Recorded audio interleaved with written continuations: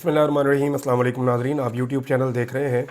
मैं इमरान खान हूँ। सबसे पहले फिर वही खबर दूंगा क्योंकि ये पाकिस्तान का मामला है और पाकिस्तान के लिए बहुत इम्पोर्टेंस का मामला है। इसके फैक्ट्स भी मैं आपके सामने रखूँगा कि यूरोपीय यूनियन का जो वफद पाकिस्तान में आया वो एक हफ़्ता उन्होंने पाकिस्तान के अंदर गुजारा।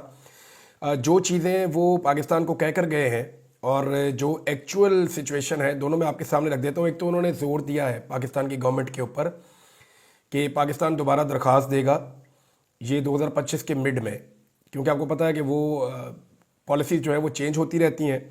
तो जो जीएसपी रेगुलेशन के तहत पाकिस्तान अपनी दरख्वास्त देगा 2025 के मिड में। अब वो दरख्वास्त मंजूर तभी होगी जब पाकिस्तान के अंदर मामलात उन मुआहदों के मुताबिक होंगे, जो मुआहदे या जो ट्रीटीज़ पाकिस्तान ने साइन की हुई हैं या वो कन्वेंशंस जिनके ऊपर अमल दरामद करना था पाकिस्तान को, अगर पाकिस्तान ने किया होगा।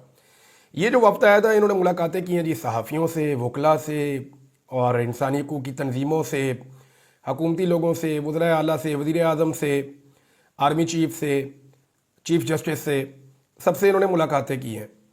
और यानी यहाँ ये उस वक्त आए हैं जब 2 माह पहले इस्लामाबाद में आम निहत्थे शहरियों के ऊपर रियासत ने गोली चलाई और उसके बाद जिस वक्त ये पाकिस्तान में मौजूद थे उस वक्त पाकिस्तान में जो कुछ किया वो भी आपके सामने। अब जो मुतालबा इनकी जानिब से किया गया है वो ये है कि ठोस इस्लाहात की जाए पाकिस्तान के अंदर।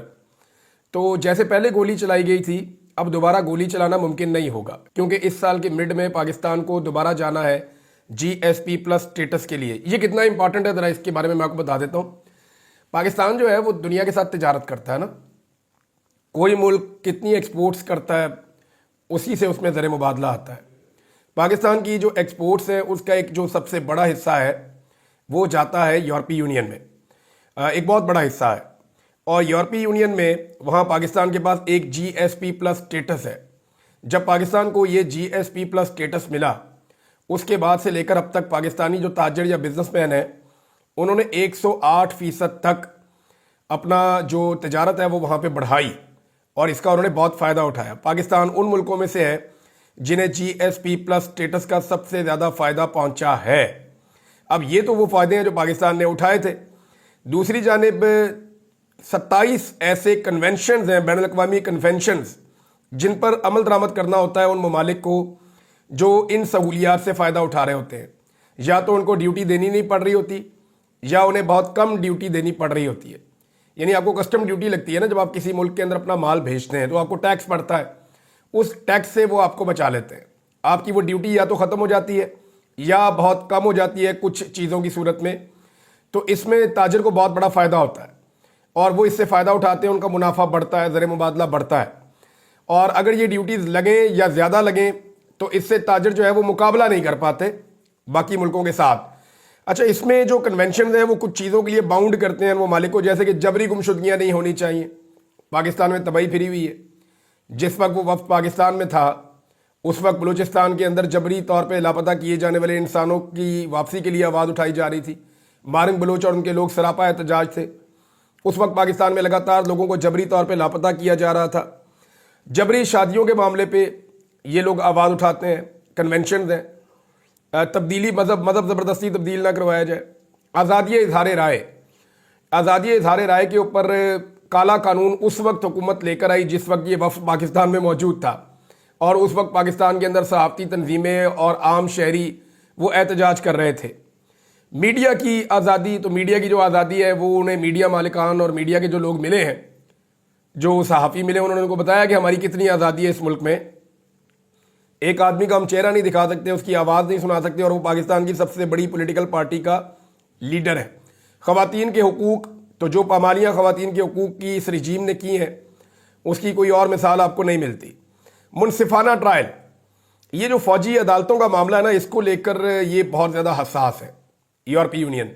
और GSP+ स्टेटस के अंदर ये एक बड़ी रुकावट बन सकता है ये मामला, क्योंकि यहाँ बहुत क्लैरिटी के साथ आते हैं वो कि सिविलियंस का फ़ौजी अदालतों में ट्रायल नहीं हो सकता, वहाँ पर उन्हें मुनसिफाना ट्रायल नहीं मिलता।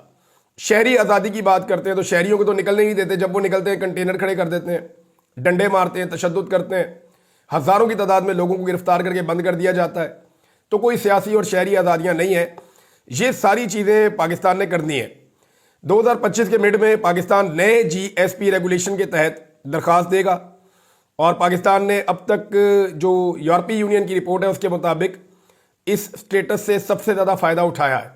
अब पाकिस्तान अगर आइंदा फ़ायदा उठाना चाहता है तो पाकिस्तान को अब दोबारा गोली नहीं चलानी होगी। यानी अब अगर पाकिस्तान तहरीक इंसाफ एहतजाज करती है तो जैसे पहले शहरियों को गोलियां मारी गईं, अब दोबारा उस तरह गोलियां नहीं मारी जा सकती।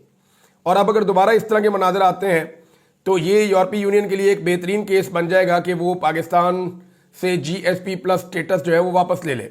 मेरे ख्याल में पाकिस्तान का नुकसान नहीं करना चाहिए, पाकिस्तान की एस्टेब्लिशमेंट को और हुकूमत को, और उन्हें बाज रहना चाहिए ऐसे हर हथकंडे से जिससे पाकिस्तान का नुकसान हो या पाकिस्तान के ताजरों का या बिजनेस कम्युनिटी का नुकसान हो। इससे पाकिस्तान में ज़र मुबादला के ज़खायर भी कम होंगे, बाहर से पैसा आना भी बंद होगा। दूसरी इंपॉर्टेंट चीज़ ये है कि सहाफ़ियों ने पूरे मुल्क के अंदर एहतजाज किया। नाज़रीन, ये बहुत बड़े पैमाने पर एहतजाज हुआ है। इसमें सहाफ़ियों ने तकारीर की हैं, हुकूमत पर तनकीद की है, अपनी खुलकर उन्होंने भड़ास निकाली है। लेकिन मेरा सवाल यह है कि फ़ायदा क्या हुआ। अभी रात के वक्त आप मेरा वीलॉग सुन रहे हैं तो तमाम टीवी चैनल्स के ऊपर हुकूमत की खबरें भी चल रही हैं। सुबह के अखबारात में सहाफ़ियों का जो एहतजाज है वो छोटा मोटा कहीं पे छपा हुआ होगा और बाकी सारी खबरें जो हैं वो हुकूमत की होंगी। तो इससे फ़र्क क्या पड़ा? हुकूमत को तो कोई फ़र्क नहीं पड़ा। आप दिन को निकले, आपने अपने गले बैठा लिए, आप चीखें मारते रहे, आप भाग दौड़ करते रहे, इससे फ़र्क नहीं पड़ा। याद रखें, सियासी जमातों की कुव्वत सड़कों के ऊपर होती है क्योंकि उनके साथ लाखों लोग होते हैं और उनका इम्पैक्ट बहुत ज़्यादा हो जाता है। सहाफ़ियों की कुव्वत उनके कलम में होती है। मैं कल भी ये बात बता रहा था, आज फिर ये बात कर रहा हूँ कि हमारी ताकत हमारे कलम में है, हमारी ताकत हमारे कैमरा में है, हमारी ताकत हमारी स्क्रीन्स के ऊपर है, हमारी ताकत हमारी आवाज़ है जो बहुत तवाना आवाज़ है। तो सहाफ़ियों को चाहिए, मैं सिंपल फार्मूला दे रहा हूँ और एक हफ्ते की गारंटी भी दे रहा हूँ कि सिर्फ एक हफ्ते तक हुकूमत के तमाम लोगों का तमाम तकरीबात का बाइकआउट कर दें। अखबारात के अंदर चाहे जगह खाली छोड़ दें हुकूमत की, लेकिन हुकूमत की खबर किसी अखबार के अंदर ना छपे, किसी हुकूमती फ़र्द की शक्ल जो है वो किसी अखबार के अंदर ना दिखाई जाए। टीवी चैनल के ऊपर इनका और इनकी खबरों का मुकम्मल बाइकआउट किया जाए। टीवी चैनल्स के जो सोशल मीडियाज़ हैं या बाकी जितने भी लोग हैं, जैसे हम लोग करते हैं सोशल मीडिया पे काम आजकल, क्योंकि टीवी तो नौकरी दे नहीं पा रहा, पाकिस्तान का रजीम इसकी इजाज़त नहीं देता उन्हें, तो तमाम लोग अगर बाइकआउट कर दें हुकूमत की खबरों का, उनके बयानात का, तो एक हफ्ते के अंदर ये ज़मीन पे उतरेंगे और ये वापस लेंगे ये कानून।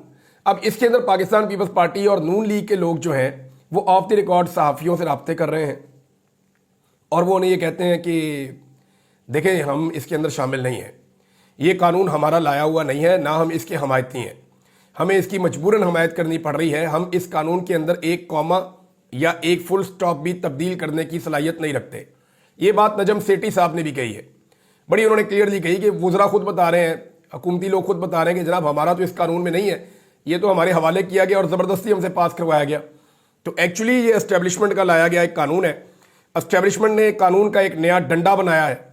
आज वो उस डंडे से पाकिस्तान तहरीक इंसाफ को मारेंगे और इख्तलाफी आवाज़ों को दबाएंगे। कल वो इस डंडे से बाकी सियासी जमातों को मारेंगे और इख्तलाफी आवाज़ों को दबाएंगे। तो ये सियासतदानों के सोचने का काम है कि वो क्यों आला कार बन जाते हैं और क्यों सहूलतकारी करते हैं एस्टेब्लिशमेंट की इस तरह के काले कवानीन पास करवाने के लिए। तो सहाफ़ियों के लिए मेरी दोबारा गुजारिश ये है कि तरीक़ाकार एक ही है और वो आसान तरीक़ाकार है कि आप बाइकआउट करें, ज़बरदस्त तरीके का बाइकआउट करें, ज़ीरो कर दें इनकी कवरेज।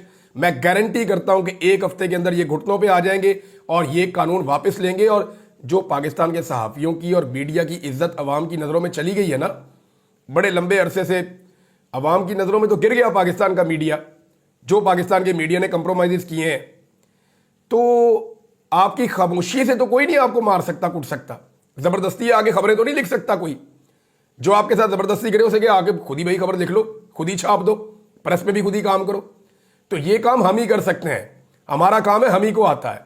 तो एक का अगर करना है तो इस बात के ऊपर करें और आपकी आवाम के अंदर इज्जत भी बहाल हो जाएगी हमारे मीडिया की, और ये हुकूमत और आने वाली हुकूमतों को भी कान हो जाएंगे एस्टेब्लिशमेंट समेत कि पाकिस्तान के मीडिया को दबाना इतना आसान नहीं है। लेकिन अगर आप ये नहीं करेंगे तो कोई फर्क नहीं पड़ेगा, आपको सब्र शुक्र करना ही पड़ेगा। एक और खबर यह है कि इमरान खान साहब के खत के चर्चे हो गए बहुत ज़्यादा, और 18 माह में मेरी किसी भी दरख्वास्त पर समाअत नहीं हुई। इमरान खान साहब ने यह शिकवा भी किया इस खत के अंदर कि इंसानी हकूक़ के हवाले से हो या इलेक्शन में धांधली के हवाले से हो, कुछ भी नहीं सुना गया। फिर उन्होंने डिटेल में बताया कि किस किस तारीख को मेरी बिजली बंद की गई, किस किस तारीख को मुझे एक छोटे से कमरे में बंद कर दिया गया, कितना जुल्म और जबर किया गया, कैद तन्हाई में इमरान खान साहब को रखा हुआ है। फिर वो अपने शोहदा की बात करते हैं इमरान खान साहब, फिर वो अपने लापता अफराद की बात करते हैं इमरान खान साहब, इलेक्शन में धांधली, अदालत का किरदार, यानी कोई ऐसी चीज़ नहीं है जिसे इमरान खान साहब ने नज़रअंदाज किया हो या छोड़ा हो इन 350 के करीब सफ़हात में। 349 ये पेजेस हैं टोटल। और ये तो जनाब ऐसा लगता है कि मुताला पाकिस्तान की प्रॉपर जो किताब हो सकती है ना गुज़िश्ता 2-3 सालों की, वो ये किताब है। इसको अगर आप गौर से पढ़ें तो आपको माजी के हवाले भी मिलते हैं और अब की सारी सिचुएशन भी आपके सामने आ जाती है। तो वैसे तो पाकिस्तान के तलबा को जो मुताला पाकिस्तान पढ़ाया जाता है वो एक जालसाजी है और एक जाली किस्म का फेक मुताला पाकिस्तान पढ़ाया जाता है। अभी तो उसके अंदर शामिल कर दिया, उसमें पंजाब की टिकटॉक हुकूमत ने और भी शक्लें शामिल कर दी अपने समेत उसके अंदर। तो ये भी बड़ी ज़्यादती है। वहाँ पे तो मारंग बलोच को शामिल करना चाहिए, वहाँ पे तो आसमा जहांगीर को शामिल करना चाहिए। अगर ख़वातीन की स्ट्रगल के ऊपर आप बात ही कर रहे हैं तो उसके अंदर आप नाहिद खान को शामिल करें, जिन लोगों ने वाकई में स्ट्रगल की है, सियासत के लिए कुर्बानियाँ दी हैं। सबसे बड़ी लाहौर की अंदरून शहर की एक बहुत बड़ी कारकुन थी सियासी साजिदा मीर, उन्होंने बड़े एहतजाज किए बड़ी ज़ोरदार तरीके से। ऐसे लोग जिन्होंने वाकई में किरदार अदा किया। अभी हाल ही में अगर मैं पॉलिटिक्स की बात करूं तो और बहुत सारी ख़वातीन हैं जिनका बड़ा रोल है। बहरहाल इमरान खान साहब के ख़त के बाद एक ख़त और आ गया है और ये जो ख़त आया है ये जनाब सुप्रीम कोर्ट ऑफ पाकिस्तान को पहुंचा, चीफ जस्टिस को। और ये ख़त लिखा है चंद जजेस ने इस्लामाबाद हाई कोर्ट से। और अदलिया में ये अब रिपोर्ट मैं कर रहा हूँ, ये साकिब बशीर साहब ने भी रिपोर्ट किया है, फैज़ान शेख साहब ने भी किया, कुछ और दोस्त हैं उन्होंने भी किया है। तो लिखते हैं जी कि ब्रेकिंग न्यूज़ है, अदलिया में एक और बहरान जन्म लेने लगा। इस्लामाबाद हाई कोर्ट के जस्टिस मोहसिन समेत मुख्तलिफ जजेस का एक और गैर मामूली ख़त सामने आ गया। दूसरी हाई कोर्ट से जज ना लाया जाए, ना chief justice Islamabad high court उसे बनाया जाए। हाई कोर्ट के 3 सीनियर जजेस में से ही चीफ जस्टिस तैनात किया जाए। ये है जनाब ख़त का मतन। यानी मैं आपको बता रहा हूँ ना पिछले चंद दिनों से कि एक प्लान ये बनाया गया है कि बाहर से एक जज लाया जाएगा। ज़्यादातर जो नून लीग के लोग नाम ले रहे हैं वो जस्टिस डोगर हैं, एक लाहौर से, जिनको लाने की तैयारी है बकौल उनके। लेकिन ये कहा जा रहा है कि एक जज बाहर से लाया जाएगा इस्लामाबाद हाई कोर्ट के अंदर और हुकूमत ने इसकी प्लानिंग कर रखी है। इवन जो हुकूमती जजेज़ हैं, जो उनके हमायती जजेज़ हैं, उन्होंने भी ये प्लानिंग कर रखी है। और उस जज को पहले डेपुटेशन पे लाया जाएगा इस्लामाबाद हाई कोर्ट में और फिर इस्लामाबाद हाई कोर्ट में उस जज को chief justice Islamabad high court बना दिया जाएगा, ताकि इस्लामाबाद हाई कोर्ट के ऊपर जो एस्टेब्लिशमेंट का और हुकूमत का कंट्रोल है वो किसी सूरत भी ख़त्म ना हो। तो ये मामला बिल्कुल क्लियर हो गया कि एक ख़त और आ गया है और यहाँ पे एक नया बहरान जो है वो भी शुरू हो गया है। एक और ख़बर है और वो ख़बर है फ़ौजी अदालतों में सिविलियन ट्रायल के हवाले से। इसमें एक चीज़ मैं आपको बड़ी क्लियर कर दूँ, अदालत के अंदर रोज़ाना रिमार्क्स आते हैं, रोज़ाना बहुत सारी चीज़ें होती हैं, लेकिन क्लैरिटी आप इस चीज़ में रखें कि अगर पाकिस्तान की जो मौजूदा रजीम है इसे जो बाइडन ने जिस तरह सपोर्ट किया था, जो बाइडन के दौर में जैसी इनको सपोर्ट मिली थी मगरिब से या अमेरिका से, अगर वैसी सपोर्ट इन्हें डोनाल्ड ट्रंप के दौर में मिल जाती है तो फिर आप ये मेरी बात लिख कर रख लें कि फ़ौजी अदालतों की सज़ाएँ कभी भी कलअदम करार नहीं दी जाएंगी और सिविलियंस का फ़ौजी अदालतों में ट्रायल जायज़ करार दे दिया जाएगा आईनी बेंच की जानिब से। लेकिन अगर डोनाल्ड ट्रंप की जानिब से वो सपोर्ट ना मुयस्सर आई जो बाइडन के दौर में मुयस्सर थी, तो फिर आईनी बेंच का फैसला मुख्तलिफ होगा और वो इस तरह मुख्तलिफ हो सकता है कि कम से कम सिविलियंस का फ़ौजी अदालतों में ट्रायल जो है वो उसमें जस्टिफाई नहीं होगा। हुकूमत की जानिब से नाज़रीन बार बार मुज़ाकरात की पेशकश की जा रही है, बार बार दावत दी जा रही है। वज़ीर आज़म ने दोबारा मुज़ाकरात की दावत दी है। ये चीज़ें जो है वो इस बात की तरफ इशारा करती हैं, राना सनाउल्लाह साहब ने भी कहा, इरफान सिद्दीकी भी कह रहे हैं, बाकी लोग भी कह रहे हैं। वो इसलिए बार बार ये कहते हैं कि मुज़ाकरात करें कि वो अपनी फेस सेविंग चाह रहे हैं और इससे ये साबित होता है कि पाकिस्तान तहरीक इंसाफ को नहीं, मुज़ाकरात की जो असल ज़रूरत है वो ज़रूरत है जनाब हुकूमत को, और हुकूमत जो है वो फंसी हुई है, उन्हें पाकिस्तान तहरीक इंसाफ के साथ मुज़ाकरात करने हैं। दूसरी जानिब इमरान खान जो है वो उनकी सख्त तरीन हदायत हैं, लेकिन उसके बावजूद उनकी पार्टी की क़यादत ने अभी तक जो 26 नवंबर वाला मामला है उसके केसेस को संजीदगी से नहीं लिया। लेकिन मुज़ाकरात जब शुरू किए हुकूमत ने तो उससे पहले यही हुआ था ना, इस्लामाबाद का कत्लेआम हुआ था, تو اس کے بعد مذاکرات چلنا شروع ہو گئے، تو اسلام آباد کے قتل عام سے توجہ پاکستان تحریک انصاف کی لیڈرشپ کی ہٹ گئی۔ اب مذاکرات تو ختم ہو گئے ہیں، لیکن ہم یہ دیکھ رہے ہیں کہ جو اسلام آباد کا قتل عام ہے اس معاملے پہ پاکستان تحریک انصاف کی لیڈرشپ ذمہ داری کا مظاہرہ نہیں کر رہی اور اس معاملے کو اس طرح نہیں اٹھا رہی جس لیول پہ اور جس طرح ان کو اٹھانا چاہیے تھا۔ پاکستان تحریک انصاف کا ایک اور موقف آیا ہے اور یہ عمر ایوب صاحب نے اس کے بارے میں ایک سٹیٹمنٹ دیا ہے۔ ان کا یہ کہنا ہے کہ وزیر اعظم پرچی آنے پر مذاکرات کے لیے تیار ہو جاتے ہیں، یعنی وزیر اعظم کو پرچی آتی ہے اور پرچی پڑھنے کے بعد جو ہے وہ مذاکرات کے لیے تیار ہو جاتے ہیں، اور وزیر اعظم کی حیثیت پالیشیا یا اردلی سے زیادہ نہیں ہے، ان کے پاس کوئی اختیار نہیں، وزیر اعظم پرچی آنے پر مذاکرات کے لیے تیار ہو جاتے ہیں۔ پی ٹی آئی عوام کے ووٹ سے اقتدار میں آئی، موجودہ حکومت کی پالیسیوں کے باعث مہنگائی میں اضافہ ہوا، پیپلز پارٹی سندھ کے لوگوں کا سودا کر کے پانی کی تقسیم کرنے پر راضی ہو جائے گی۔ سب کے اوپر تو تنقید کی ہے، ویسے پاکستان پیپلز پارٹی نے تو کمال ہی کر دیا، ایک طرف وہ جمہوریت کے چیمپئن ہیں، ایک طرف وہ آزادی اظہار رائے کے لیے آواز اٹھاتے ہیں، اور دوسری طرف انہوں نے پاکستان کے اندر آزادی اظہار رائے کو مکمل طور پہ کچل کے رکھ دیا ہے۔ یہی قانون جب بلاول کے خلاف استعمال ہوگا نا، اور یہی ڈنڈا جب چلے گا پاکستان پیپلز پارٹی اور پی ایم ایل این اور ایم کیو ایم کے خلاف، تو پھر آپ دیکھیے گا کہ ان لوگوں کی چیخیں آسمانوں تک جائیں گی اور آپ انہیں سنیں گے۔ ناظرین، امریکی سرمایہ کار کے حوالے سے وہ آیا اور چلا گیا، لیکن اس کے آنے اور جانے کے بیچ میں اس نے کیا کیا؟ اس نے کچھ سیاسی نوعیت کی ملاقاتیں کی اور سیاسی نوعیت کی پریس کانفرنس کی، سیاسی نوعیت کے ٹاک شوز کیے اور پھر واپس چلا گیا۔ کیا سیاسی کام کرتے ہیں کاروباری لوگ، یا کاروباری لوگ ایسے ہوتے ہیں؟ کاروباری آدمی جس نے $100 ارب لگانا ہے یا اربوں ڈالر لگانے ہیں پاکستان میں، وہ بندے کے پاس اتنا ٹائم ہے کہ وہ اپنے کاروباری معاملات کو نہ دیکھے اور سیاسی معاملات کو دیکھے؟ یہ تو ہو ہی نہیں سکتا، ممکن ہی نہیں ہے۔ اور اس بندے کے بارے میں جو امریکہ سے خبریں دے رہے ہیں، امریکہ میں موجود پاکستانی صحافی، وہ حیران کر دینے والی ہیں۔ آپ اٹھا کر احمد نورانی صاحب کی سٹوری دیکھ لیں، آپ معید پیرزادہ صاحب کی سٹوری اٹھا کر دیکھ لیں، وجاد سعید صاحب کی سٹوری اٹھا کر دیکھ لیں، احمد وڑائش صاحب نے جو اس کے اوپر سٹوری کی ہے وہ اٹھا کر دیکھ لیں، اور جو باقی صحافی ہیں جو اس کے اوپر کام کر رہے ہیں، میں نے خود اس کے اوپر کچھ سٹوری کی تھی۔ تو یہ چیزیں دیکھنے کے بعد آپ کو سمجھ آ جائے گی کہ ایکچولی معاملہ جو ہے وہ سرمایہ کاری کا تو لگتا نہیں ہے، معاملہ جو ہے وہ کچھ سفارت کاری کا لگتا ہے اور کوئی سیاسی نوعیت کا معاملہ ہے، اور اس کے اندر فیوچر کے اندر مجھے لگتا ہے نکلے گا کچھ اور ہی۔ اب انویسٹمنٹ پاکستان میں آئی ہے یا نہیں آئی، ان کا دورہ مکمل ہو گیا اور انہوں نے انویسٹمنٹ کے حوالے سے کتنی میٹنگز، بریفنگز اور دورے کیے، یہ چیزیں اگر گورنمنٹ شیئر کر دے تو ان کی بڑی مہربانی ہوگی۔ ناظرین، پاکستان تحریک انصاف کی جو مالی حالت ہے وہ اس وقت بہتر نہیں ہے۔ اس حوالے سے جنید اکبر صاحب نے اپیل کی ہے عوام سے فنڈنگ کے لیے، کیونکہ 8 فروری اب قریب آتا چلا جا رہا ہے، پیچھے 7 دن 8 دن رہ گئے ہیں، ایک ہفتے کے بعد 8 فروری آ جائے گا، یوم سیاہ پاکستان تحریک انصاف نے منانا ہے۔ تو جنید اکبر نے اپیل کی ہے کہ ہم کسی گورنمنٹ سے کسی جگہ سے کوئی مدد نہیں لیں گے، ہم اپنے بل بوتے پہ یہ کریں گے۔ عوام سے انہوں نے فنڈنگ کے لیے اپیل کی ہے۔ پاکستان تحریک انصاف کو ویسے فنڈنگ ہو جاتی ہے اور پاکستان تحریک انصاف کی مالی حالت ویسے اچھی نہیں ہے۔ ان کا جو اسلام آباد میں سیکریٹریٹ ہے وہاں پہ بھی ملازمین کو تنخواہیں نہیں دی جا رہی تھیں، کئی اور جگہوں پہ پاکستان تحریک انصاف شدید مالی بحران کا شکار ہے۔ ٹارگٹ ہی اتنا کیا ایک پولیٹیکل پارٹی کو، ہر طرف سے پارٹی کو دبا لیا، ہر طرح کی فنڈنگ بند کر دی، ہر طرح کے ان کے اکاؤنٹ بھی بیچاروں کے گئے، عمران خان صاحب کو اٹھا کے جیل میں ڈال دیا، نہ ان کا چہرہ دکھاتے ہیں نہ ان کی آواز سناتے ہیں، ان کی وائف کو بھی اٹھا کے جیل میں ڈال دیا، ہزاروں کی تعداد میں کارکن بار بار جیلوں میں ڈال دیتے ہیں۔ تو جو ظلم اور فسطائیت ایک جماعت کے خلاف کیا گیا ہے، جماعت عملی طور پہ ختم ہو جانی چاہیے تھی، لیکن جماعت پہلے سے زیادہ مضبوط اور بڑی ہو گئی ہے۔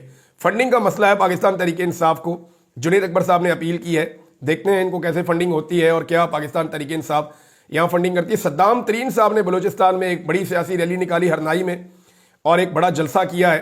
صدام ترین جو ہے وہ ایک دلیر پاکستان تحریک انصاف کا کارکن ثابت ہوا اور اس نے ہر موقع پر آگے فرنٹ فٹ پہ آ کے احتجاج کیا اور ہر احتجاج کے اندر وہ نظر بھی آیا، اور یہ یعنی بلوچستان کے اندر سے ایک بڑی توانا آواز ہے۔ سالار کاکڑ ہو گئے اور یہ سارے لوگ، شروع ہو جاتا ہے معاملہ جرت کا قاسم سوری سے، انہوں نے جو معاملہ شروع کیا، پھر آپ دیکھیں اس کے بعد بلوچستان کے اندر پاکستان تحریک انصاف نے کیسی زبردست جڑیں پکڑی ہیں۔ سالار کاکڑ ہے، عادل بزئی نے دیکھیں کس حد تک برداشت کیا ہے، صدام ترین کو آپ دیکھ سکتے ہیں، اس کے علاوہ آپ ایاز کھتران ہیں اور بہت سارے اور لوگ ہیں، میں سب کے نام نہیں لے پاؤں گا، لیکن بلوچستان نے بڑی زبردست نوجوان لیڈرشپ پیدا کی ہے اور وہ جمہوری انداز میں اپنا حق ابھی مانگ رہے ہیں۔ تو ہرنائی کے اندر جو ہے وہ احتجاج ہوا، حالانکہ سارے رستے انہوں نے بند کیے، بڑی رکاوٹیں لگائی، سب کچھ کر کے دیکھ لیا، لیکن اس کے باوجود بڑا کامیاب احتجاج ہوا ہے۔ ناظرین، ایک شکوہ کیا میڈیا سے مزمل اسلم صاحب نے، خیبر پختونخوا حکومت کا حصہ ہیں، ان کا شکوہ میں پڑھ کے سنا دیتا ہوں تاکہ کم سے کم ہمارے سے تو شکوہ نہ رہے نا ان کا۔ وہ یہ کہتے ہیں کہ کچھ پنجاب کے لوگوں سے بات ہوئی تو پتہ چلا کہ ماڈل ریڈی کی 1,50,000 روپے قیمت رکھی گئی ہے اور ماہانہ کرایہ الگ ہے، اور پرانی ریڈی اور سامان ضبط کر لیا گیا ہے۔ غریب جھولی اٹھا اٹھا کر بددعائیں دے رہے ہیں۔ سمجھ سے باہر ہے میڈیا اور باقی سیاستدان بشمول پنجاب پی ٹی آئی ان زیادتیوں کے خلاف آواز کیوں نہیں اٹھاتے۔ ناظرین، یہ ہم نے سنا دیا آپ کو وہ کیا شکوہ کر رہے تھے۔ بہرحال اس ویلاگ میں اب تک کے لیے اتنا ہی۔ اپنا خیال رکھیے گا، اپنے اس چینل کا بھی۔ اللہ حافظ۔